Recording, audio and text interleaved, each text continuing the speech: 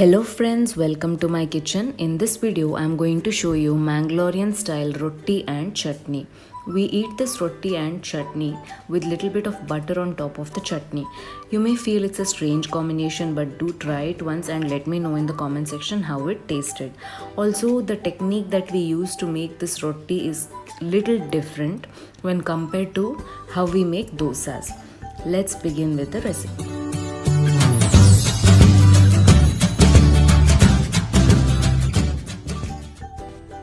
Okay, first and foremost, I have taken around 4 cups of dosa rice.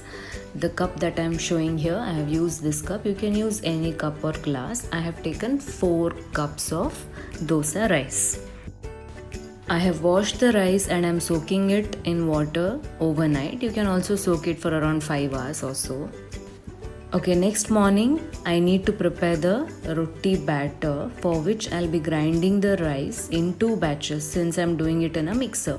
If it was in a grinder, I could have done it at once. So I'm transferring some rice. Next I'm adding around 2 to 3 tablespoons of cooked rice. In goes a teaspoon of cumin seeds. Next I am adding around 1/4 cup of water and then I am adding salt to taste. Now I am running the mixie and making a fine batter. Our first batch of roti batter is ready. Let's transfer the remaining rice and make the second batch of batter. Our second batch of rice is a little less than what was there in the first batch, so accordingly I have added 2 tablespoons of cooked rice. I am adding little salt. Add salt accordingly. Keep in mind that you have added to the first batch as well. I am adding around half a teaspoon of cumin seeds and then I am adding around 1/4 cup of water and grinding into a fine batter. There you go. Our second batch of batter is also now ready. Again, I have added around 1/4 cup of water into the mixer jar, shaked it well and I am adding it into the batter. Okay, our roti batter is now ready. See, this is the consistency that we need. Not too thick like masala dosa batter and not too thin like neer dosa batter. Now let's make the chutney, for which into a hot pan I am adding some oil. Once the oil is hot, I am adding around 4 to 5 red chillies.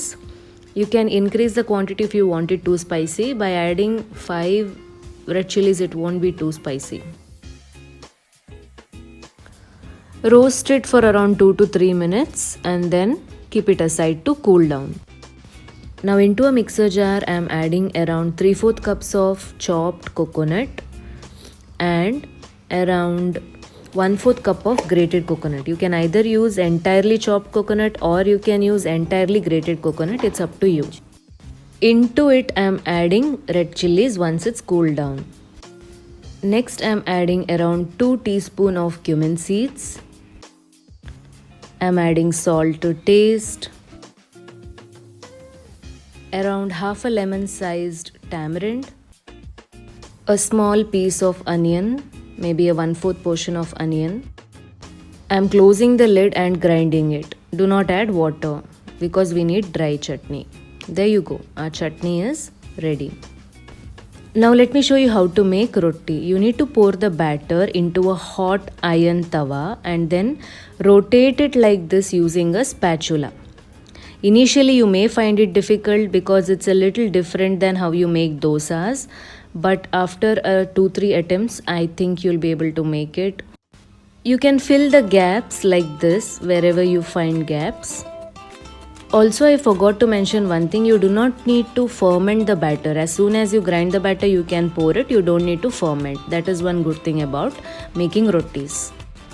Once you see that the rotis have fried well, you can remove it from the pan and place it aside. Let's make our second roti. Pour the batter on the iron pan and rotate it. You don't need to grease the iron pan. There shouldn't be too much oil on the iron tawa. Remember that. Here in Mangalore, Kori roti is very famous, and the roti that we get in packets here are made using this technique itself. But they use a larger iron tawa and they make it even more thinner when compared to what I'm making here. Okay, we can see that our roti has turned a little brown. It's fried well. Let's remove it from the iron tawa and keep it aside.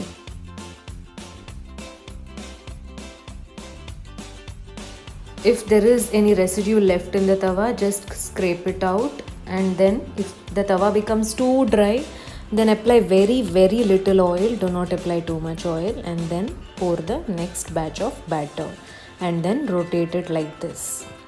If there are any gaps, no problem, pour little more batter and then cover it up. Let it fry for some time. Once you can see brownish color here and there, which means our roti is ready, remove it and keep it aside. Our roti and chutney with some butter on top is now ready to eat. Do try this recipe. It's a simple recipe. The batter is very easy to make. You don't need to ferment it. It's only that the way you make these rotis are a little different than how you make dosas. Once or twice it may be difficult, but then I'm sure you will get it. Do try this recipe and let me know in the comment section if you enjoyed this recipe. Also, please don't forget to hit the like button, and if you haven't subscribed to my channel yet, then do subscribe to my channel. See you in the next video.